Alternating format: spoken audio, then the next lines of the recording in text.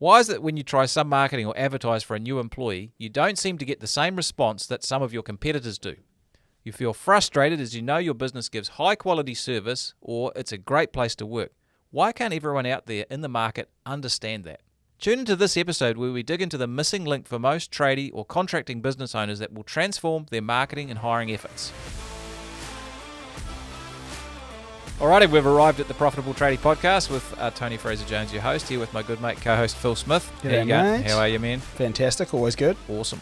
What are we digging into today, Chief? Well, we're talking about how some businesses seem to find winning clients easier than others. Also some businesses find getting good employees easier than others.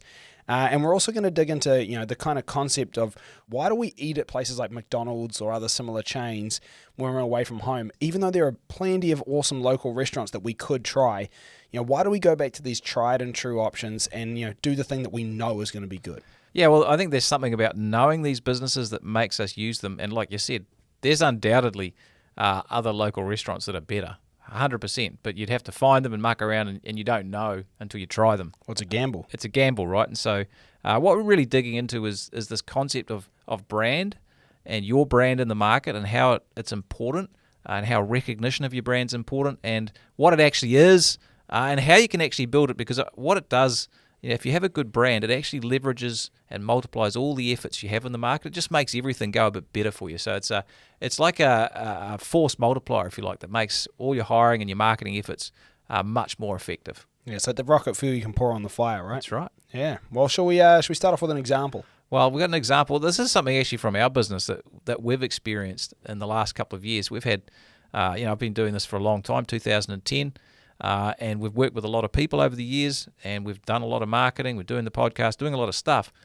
And, early days, we found it difficult to hire good people. Sometimes we were wondering, is there actually good coaches out there? It was quite hard. And you'd have to go through a lot of people to find, excellent people. But what we've found in the last 2 years is that it's just so much easier to find great people. In fact, we have amazing people. We have an incredible team, but we have amazing people coming and just knocking on the door saying, is there an opportunity? Well, we haven't had to find them. They come and find us. And this just blows my mind. It just amazes me, because for so long I was like, well, is there anyone actually out there? Well, it turns out there is. We just weren't that attractive yet. And now we have a well-known brand and a lot of time in the market, a lot of success stories and stuff, and all of a sudden the environment is just really different.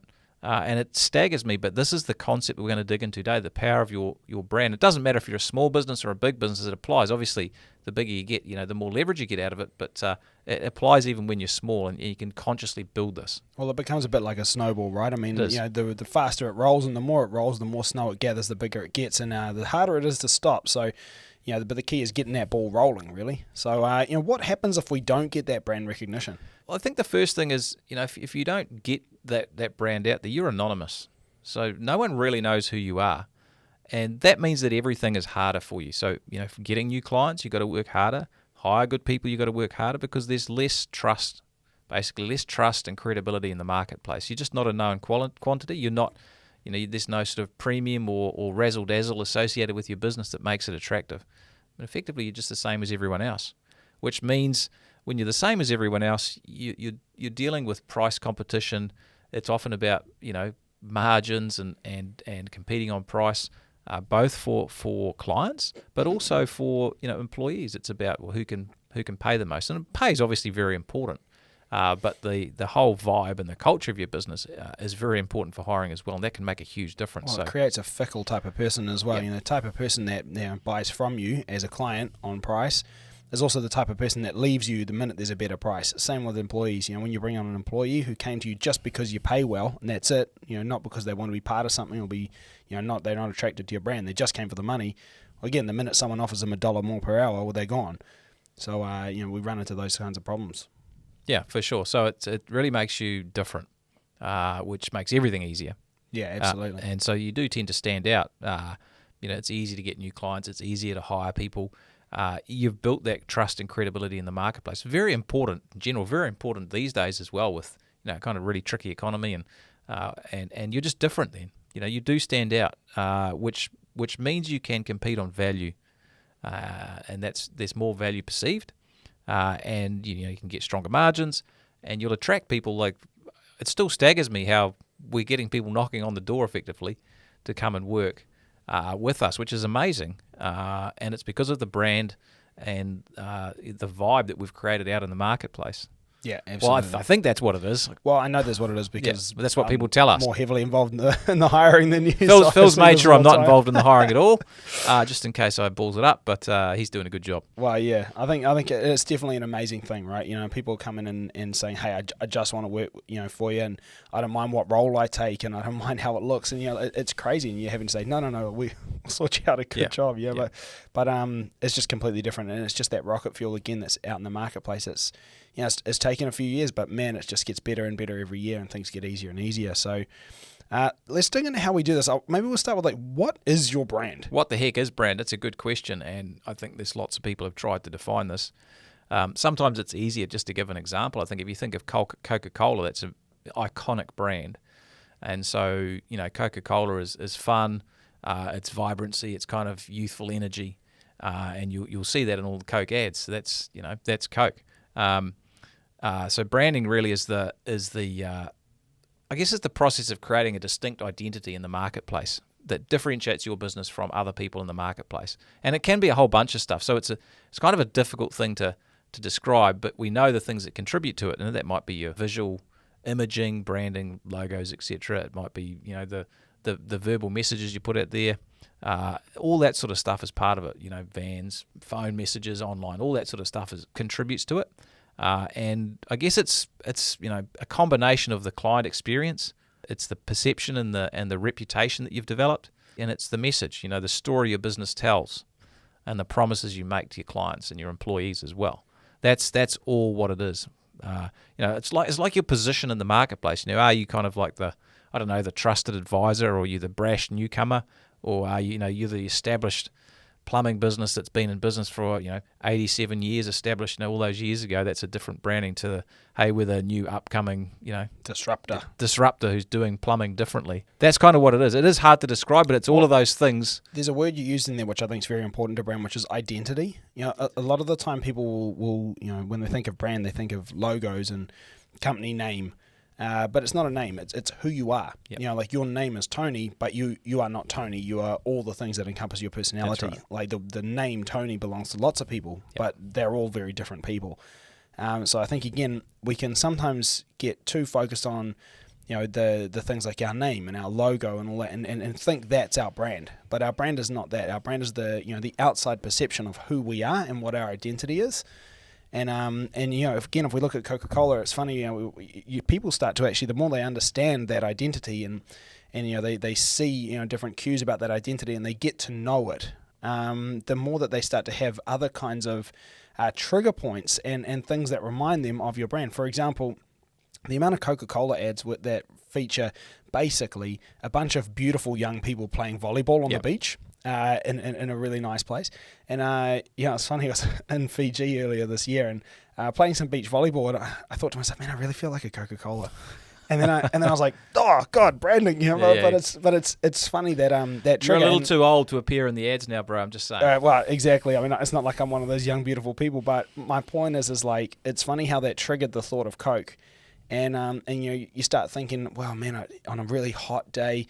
How good is it when you just got an ice cold can of Coke? The can is sweating and it's just going to be so cold and so refreshing.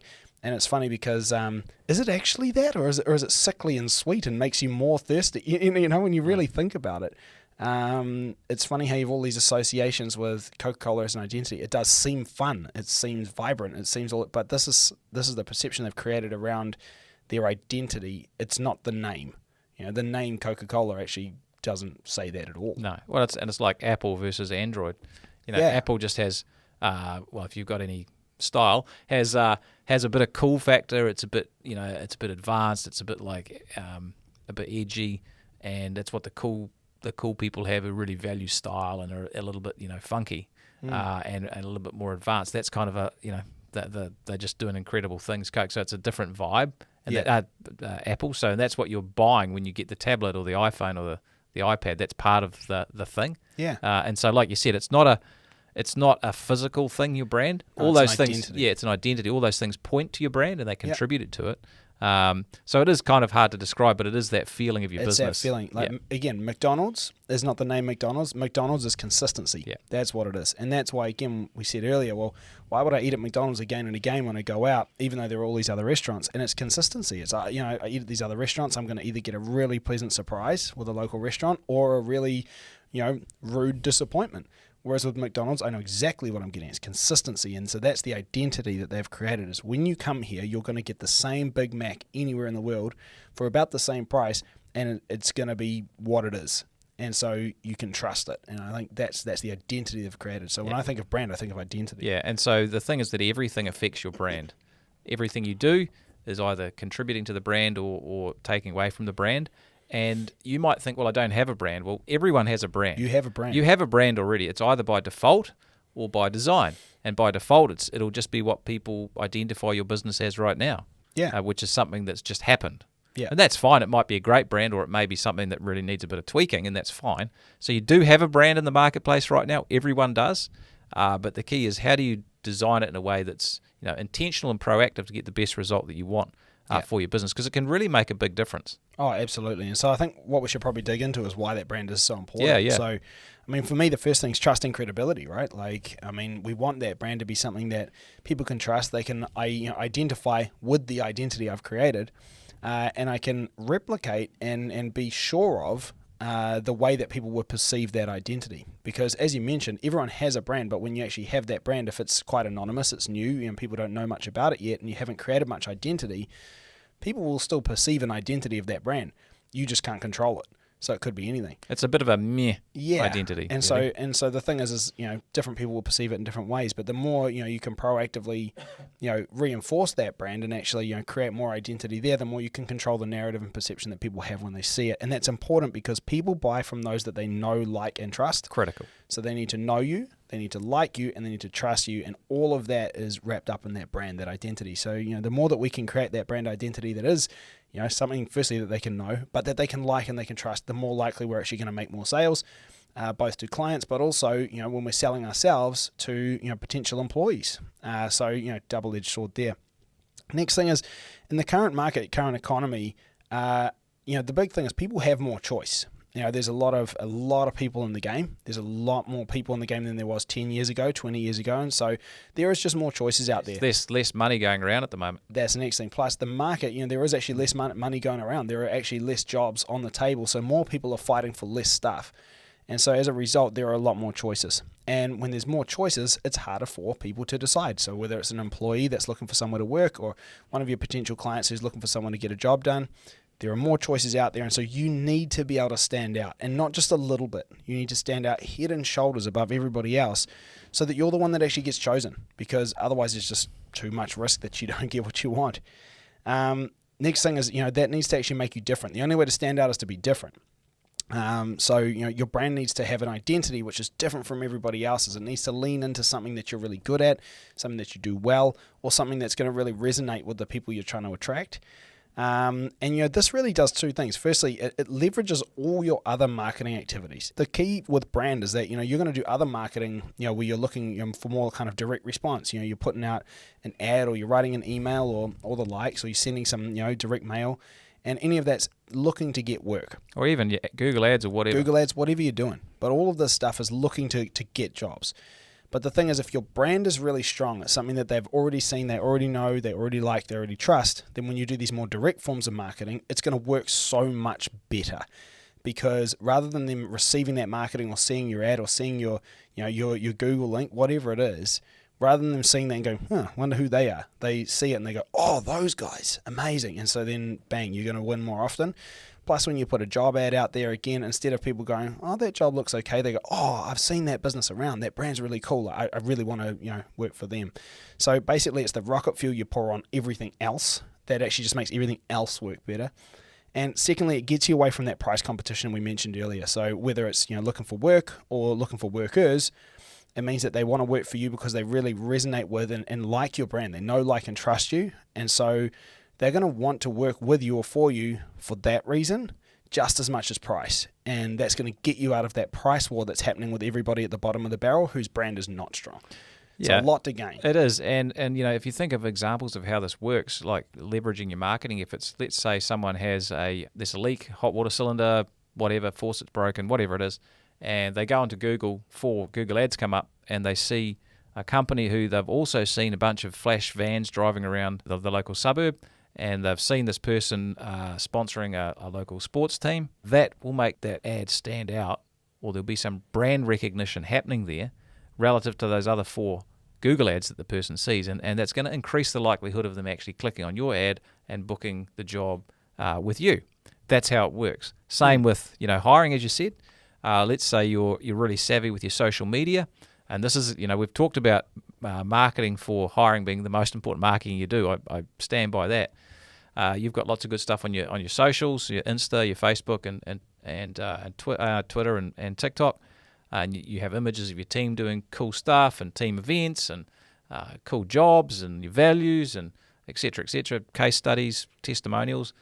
And a potential employee in your area has actually seen that stuff, and then they see the job ad. Bingo. You're a completely different thing. It's way more powerful. That's the rocket fuel you put on the stuff to really make all those other efforts really sing. Yeah, absolutely. So let's get into how to actually build your brand. Yeah, well, I've heard it said somewhere, I can't remember where I heard it, but if you don't know what to do, the first thing to do is just do a quality job. Just consistently do a quality job. So that's the first thing for building a solid brand. And I know you said before, you want to be different, but even if you're just intentional with your brand and you're just ultra professional, that'll actually create a brand in the marketplace that other people don't even have. I'll be honest, that is different. Yeah, that's exactly right. And don't say I'm different because I have better quality. I think the hard thing with that is, firstly, a lot of people don't realize, for a lot of people listening, honestly, most of what you do lives behind a wall. It's a black box. And the beautiful part of it is like the fitting or the fixture, which isn't actually your work. So and again, not for everybody, but I think my point is saying you have better quality work, that's good, but it does get to a point of diminishing returns where, getting any better than that is something someone won't notice. So as long as you don't completely suck, quality is a really important thing, but it's not going to differentiate you. And so that's where, as you said, that professionalism, that customer service, those kinds of things are actually the thing that's in much shorter supply, and it's much more rare amongst your competitors. And so that really does actually make you stand out. So that's the first thing for building your brand is do a great job. Be a good service provider, do what you say, and deliver on the promise, in terms of the job. So that's the first thing. Yeah. And values, I think, are important as well. Yeah, totally. I mean, for me, really, the reason why your values are so important to your brand is because this is you intentionally deciding who you want to be. So we talked earlier about that identity. Well, that identity, an identity and a personality are pretty much the same thing. So your values is who you are. So when you set those values really intentionally and you really live them every day and reinforce them throughout your company culture constantly, then that's going to come out in everything you do, and that actually starts to create the essence of that identity that you're trying to get out to the market. So then that way, there's a consistent message being put forward. You always act the same way, you live the same way, you do things the same way, and it's what you wanted, and that's the identity that people will perceive. So this is really the backbone, it's the starting piece. Before you start actually trying to get that identity out there, you need to design what it looks like. Yeah, and I think there's number of ways that values could be important. I'm just thinking of one of our members who's electrical contractor, but it's all women. And so they use that as part of their identity. We pay attention to the small details that the blokes miss, all that sort of stuff. So that's one of their values, and that's part of their brand. Yeah. Which makes them different in the market. And your values might be anything from honestly the honesty and integrity. It might be we're a bit outrageous, or we're the guys who have fun. Like, you can have a bunch of stuff in there, but you use that as the guiding point for creating the brand into the market. And so it's intentional. So I love that. And then I think the next thing, mate, is your online presence. This is a massive opportunity, right? Because everyone's checking everyone out online these days. It's a bit of a thing, apparently. Yeah. And so your online presence is just a massive way to build brand. And we're talking here, what's your website like? Is it professional? Does it have, here's a classic example of how you can improve your brand. If you've just got stock photos on your company website, that's kind of shite. Yeah, it's not kind of shite. It sucks. It really sucks. So go and get proper photos with a professional photographer of you or your team out doing jobs and put those on your website. That changes your brand straight away. It just elevates your whole identity in the marketplace. It makes you different. And again, don't get photos of just random stuff. Try to capture the essence of that identity, those values. Try to capture that in the photos so that, again, when people look at these photos, it's not just a cool photo or good work done. It's really capturing what you want people to perceive in that identity. Yeah. And you can really do this. And again, if you speak to a professional photographer and say, I want these photos to capture, this value, this value, this value, they'll probably be able to say, okay, cool, well, we'll set it up like this. Yeah. And they'll actually have a lot of thoughts for this. They're probably more creative than you are. So one of your values might be we have fun, and then you have, some of the photos will be your team doing cool stuff together, whether it's paintball or fishing or golfing or karting or whatever it is. You do some of that there. So the website, your socials are very important. Like actually being active on your socials is a really good starting point. If you can consistently post reasonable content on your socials, will make a huge impact towards your brand. It'll grow that brand and make you, stand out. Obviously the photos on the socials are important, but just getting it done is a big part of it as well. Well, being active on your socials also relates to, be responsive. And so, if somebody, comments on one of your pictures, reply to that comment. If somebody leaves a Google review, reply to the Google review. Be responsive in a very timely manner. And that's, again, showing people that, firstly, as you are in small things, you are in everything, right? So if you're responsive here, you're going to be responsive to inquiries. If you're going to be quick to respond on social media, you'll probably be quick to get to the job. These are all associations they start to make with your identity and benefits they start to see in your service. So, being active is not just posting stuff all the time. It's being active. One thing that's a good example of this in my neighborhood, everyone's got local community Facebook pages. Yeah. So my local one, we actually, obviously people always ask, anyone know a plumber, anyone know an electrician, etc. And one of our boardroom clients, our higher level clients, he actually lives in my area, and his business is based around that area. He's a plumber, and every time anybody ever asks for a plumber, the whole group will go nuts and say his name. They're tagging him personally, they're tagging his business. Now it's funny, I know half of them don't actually know who he is, but he's just become that person to say. And I really think a big part of that is that the minute they tag him, within a couple of minutes, his business has responded and called that person. And so he's just very, very responsive. And as a result, everybody's got this real impression that he is just going to be the guy because it's a very professional service. They get onto your job straight away. And so, honestly, he's just, no one ever recommends anyone else now. I feel sorry for the other plumbers in the area. I don't. Well, I don't either because he deserves it. But right. The thing is like, it's going to be very hard to compete with his brand in that area because the know, like, and trust is amazing. People that he's never done work for are recommending him. He doesn't even know who they are because he's the guy everyone knows.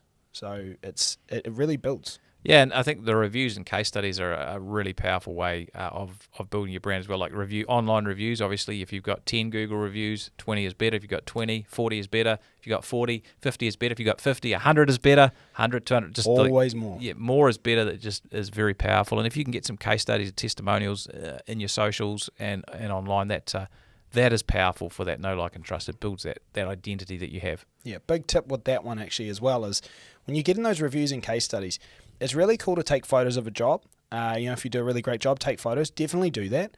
What you should then do is you should also take photos with the happy client in the picture with their great job. That's actually going to perform really, really well. It builds a lot of know, like, and trust. This isn't just something I staged for a photo. It's like there's a real person here that actually got their job. And this actually gives a lot of credibility and builds a lot of brand. Plus, it shows you value your client, which is actually a very strong thing for your brand. And when you're trying to get a review or a case study, it's like you finish a job, you're meeting with the client just to sort of hand everything over and say, hey, thanks so much for the opportunity. Whip your phone out and say, would you mind doing just a quick interview with me? Just ask you a couple questions about the job and just take some videos. Is that okay?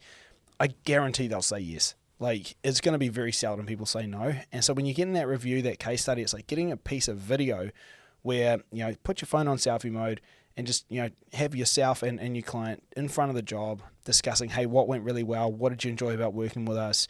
Those kinds of questions. This has so much know, like, and trust factor in it, and it will go so well in your marketing and do so much good for your brand. So, getting the reviews is good, but you can always take this up a notch. Get the reviews, get the photos, get the testimonials, and get the video and the interviews with that happy client. And it really just takes us to another level. It does. Uniforms and van and signage, again, they're what I often thought of as branding, and they are branding, but they're not brand, if you know what I mean. Yeah. They contribute to it. So clean, new vehicles, they say something relative to an old, broken down van that's needs to go to the panel beater. It just is a different thing. It gives a different vibe. Clean uniforms give a different vibe. Nice uniforms, jackets, nice high-vis stuff, all that sort of stuff. It really does make a difference. Oh, yeah. And your guys, you think of your brand is very powerful at the merchants and the suppliers. That's where they go. that says something to obviously the merchant suppliers, but it says something to all the other tradespeople who are at those places who are your potential employees as well. That's right. So that's powerful too. Yeah, and if I just to build on some of those points, we look at your van, definitely clean, tidy.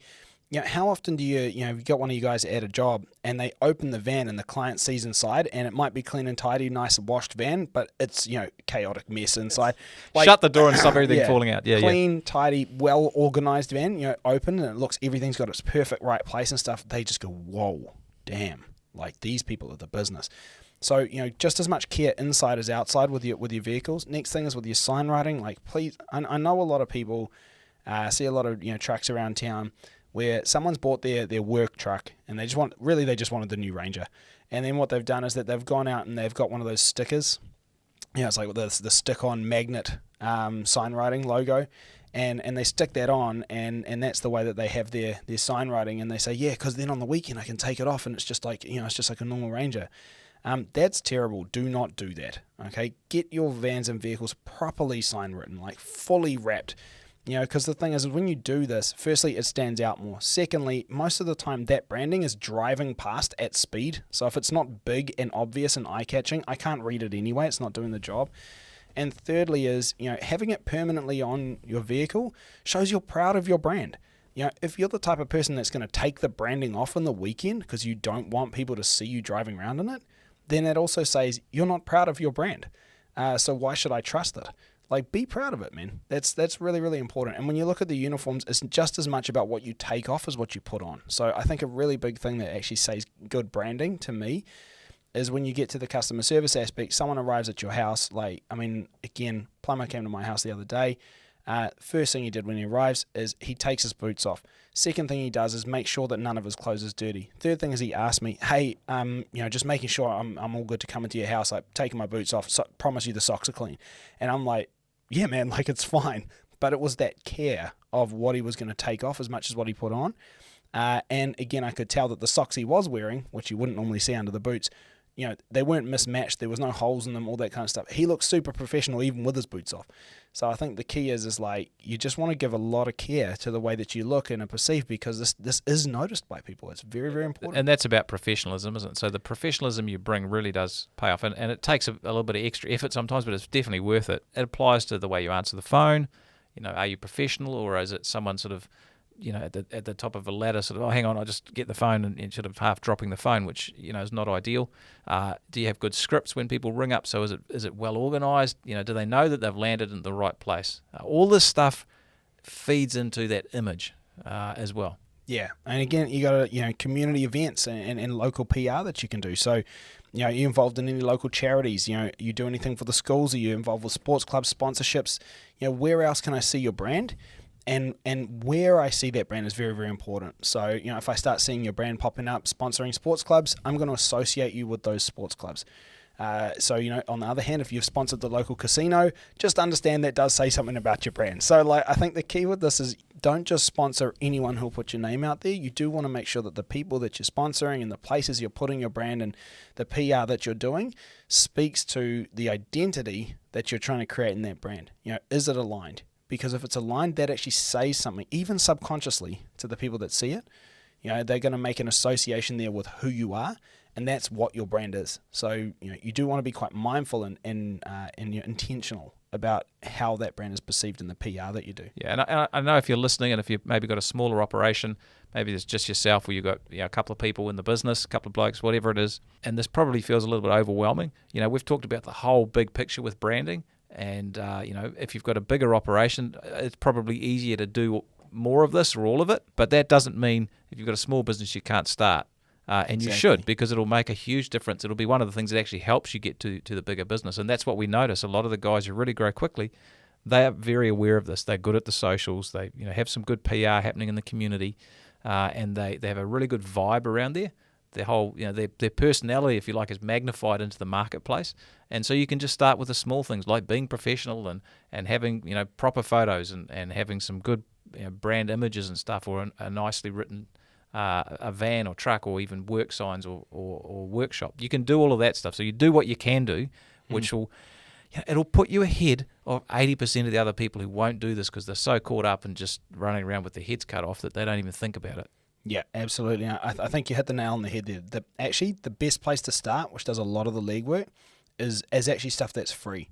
It's actually just really living those values. It's being who you are and putting that message out in everything that you do. It's the interactions you have with your clients.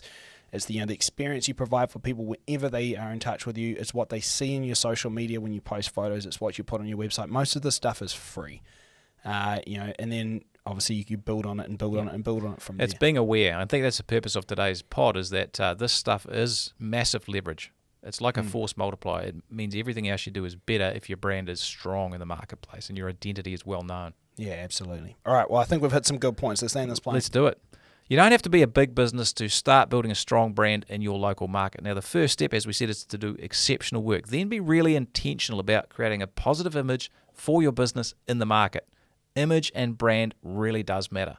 Thanks heaps for listening. We'll catch you all again next time. See you later. Congratulations on being part of a select group of savvy business owners who are taking their businesses to the next level. And to help you on your journey, don't forget to check out our show notes for a copy of our free book, The Profitable Tradie, and other valuable resources. Thanks for being a part of this special group, and we'll see you in the next episode of the Profitable Tradie podcast.